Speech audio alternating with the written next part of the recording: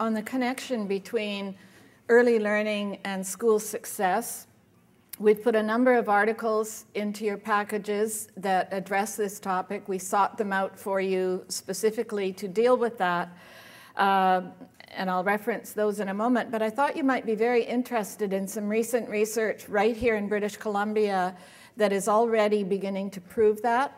We took the EDI results from across the province, and we looked for districts that have been involved in the EDI implementation since the year 2001, so that we had a 6 to 7 year, 8 year, in some cases, spread of EDI results.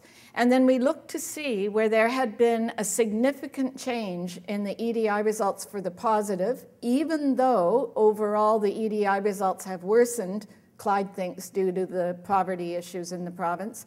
But in spite of that trend, some districts, about 21, and we weren't looking for districts, we were looking for communities, neighborhoods, communities.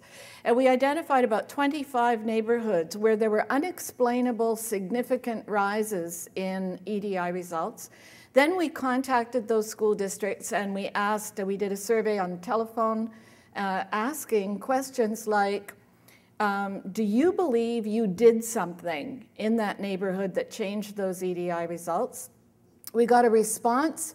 If we got a positive response saying, yes, we did. We think we did something very significant and we think it is responsible for the change. We sent teams in to those communities to study what had happened in those communities. We found and have written up 8 case studies of neighborhoods where community coalitions had joined forces with school districts, had offered targeted programs for preschoolers from birth up to age 4 that targeted and in overlapping services ranging from multiple literacy programs to social programs to anti-bullying programs located throughout the community and a joint effort with school districts. And we were able to come to conclusions in 8 cases that in fact this layer upon layer upon layer of service provided by intersectoral groups within the community and the school district had in fact resulted in lower vulnerabilities at the kindergarten level. 2 of those were communities. One was Revelstoke and one was Boundary, where there were whole towns. Remarkable stories in that document on what they did to layer services to preschoolers. My understanding from Ann Cooper just a few months ago is they only have 1 child left in Revelstoke that has been assessed as being vulnerable, entered kindergarten last year. Significant drop. Now I know that's a high socioeconomic area, but still a significant drop from where they were in 2000. Boundary has dropped a huge percentage. I can't remember exactly what it was, but it was like an improvement of 15 or 20% in the EDI vulnerabilities.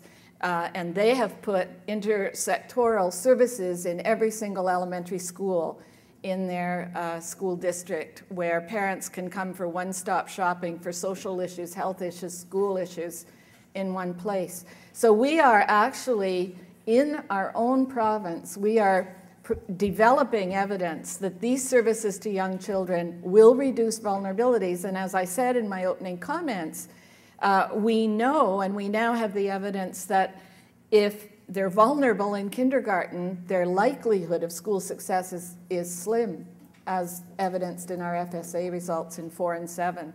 So BC is leading the way. There's absolutely no doubt about it. And I think with the work we're doing here today, perhaps in a few years, we will become the province that people around the world look to see what kind of difference schools becoming involved in early learning, more involved, can make.